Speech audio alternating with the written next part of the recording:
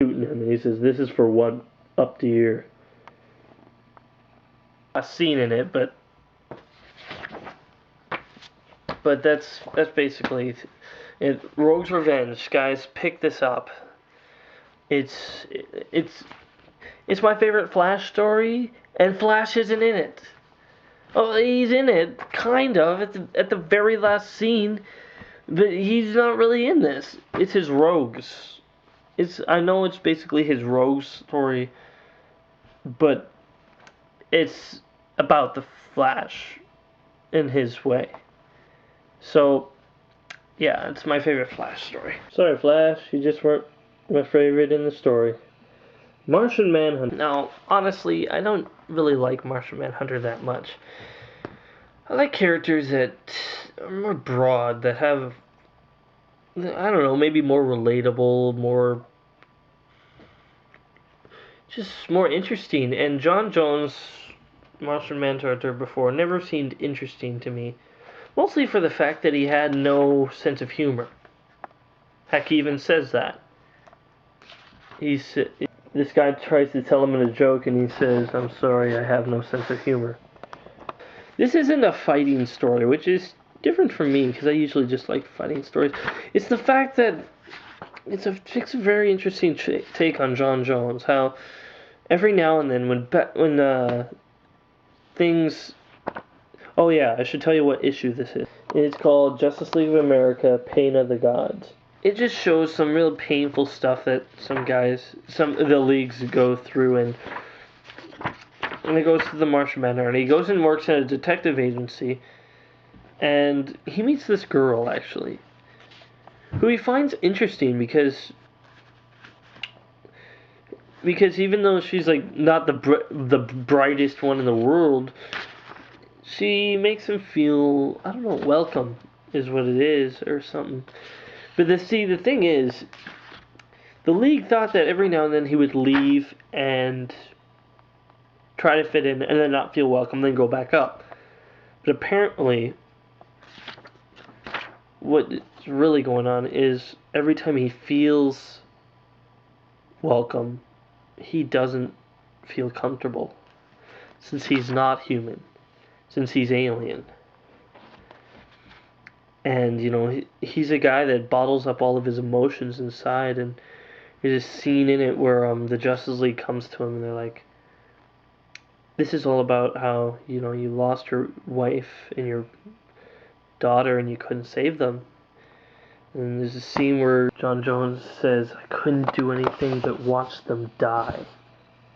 Felt so stupid, so useless. And that's what I really liked about this, because John Jones, before, he never seemed interesting to me. He just sounded like a guy that just stood there and said, okay, let's do our mission, blah, blah, blah.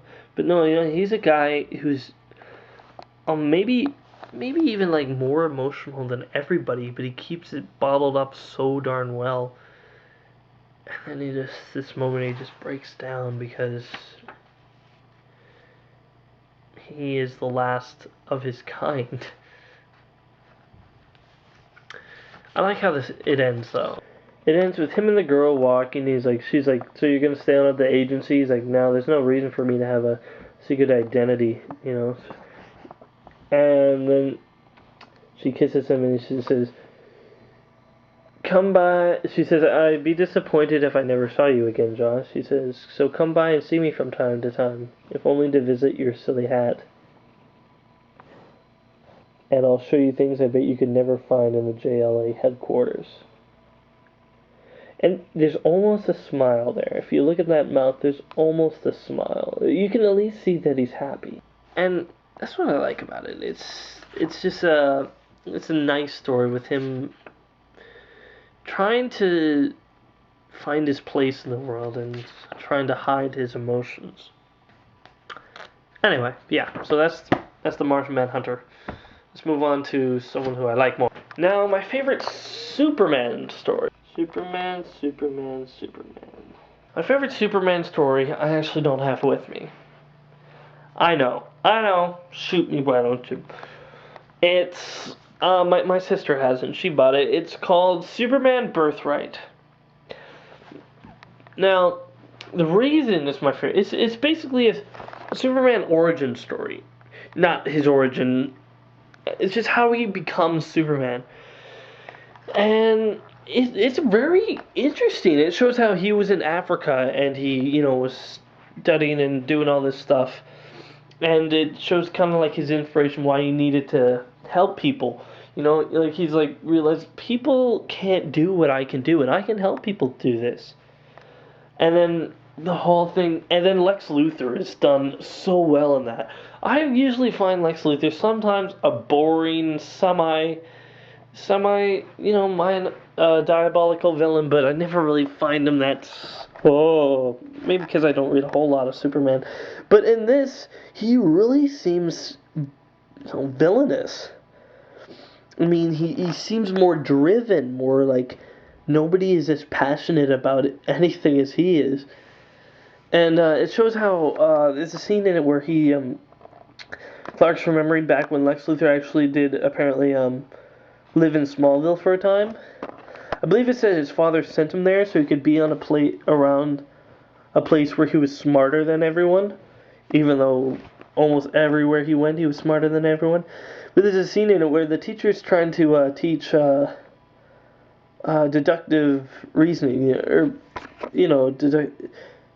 I think that's the right term. Where you can Sherlock Holmes style say, "Oh, because of this and this, you're doing this," or whatever. And he says, and he's like laid back in his chair, and this teacher says, "Am I boring you, Mr. Luthor?" He's like, "No, you're boring them. I am beyond bored." And she's like, "How dare you?" He's like, "How dare you make this so dry?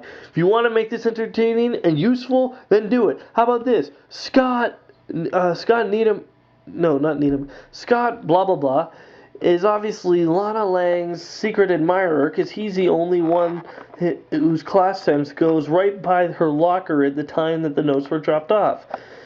And this person is obviously, it was this person who obviously spray painted this guy's car because he was the only one who did la la la la." And then he's like, "And what else? Who else has a secret?" And Clark Kent's just sitting there like, "Oh man, hopefully he doesn't say that I'm an alien." And then he points to the teacher and says, "You're trying to put off a men's shirt as a blouse, even because after you and Coach blah blah blah's teacher meeting last night. Ta-da!" And then he gets in trouble. But that's a kind of cool moment how Lex Luthor is just, he finds everyone else so boring, I guess. But he's done really well in this. And Superman, honestly, I know a lot of people think, "Oh, Superman, who cares a crud about Superman? He just saves people, blah dee da dee da." Read this. It actually makes Superman, I don't know, it makes him feel like a character that is real and that is actually can be relatable. I don't know. It's a really good story. It's called Superman Birthright, okay? I wish I could show it to you. Next time my sister comes home, I'll do a review on it or something. But that's my favorite Superman story. Now you're probably wondering, why hasn't he done his favorite Batman story? Well, because I've already done my top 10 favorite Batman graphic novels. The number one on that list is the number one Batman story. So I don't need to go into that, okay? For those who don't know and haven't seen it, if you want to see it, just stop now because I'm not going to say anything else entertaining. If you have already seen it, then you should know it's The Dark Knight Returns, okay? So that's it. I'm Lazy99. And if I don't like it, it's not worth it. Yeah. But if I do like it, it's worth it. Okay, I'm going to change my slogan from now on to, if I don't like it, it's not worth it. And if I like it, it's worth it. It depends if I like it or not. Okay? Goodbye. Lazy99. Leave a comment!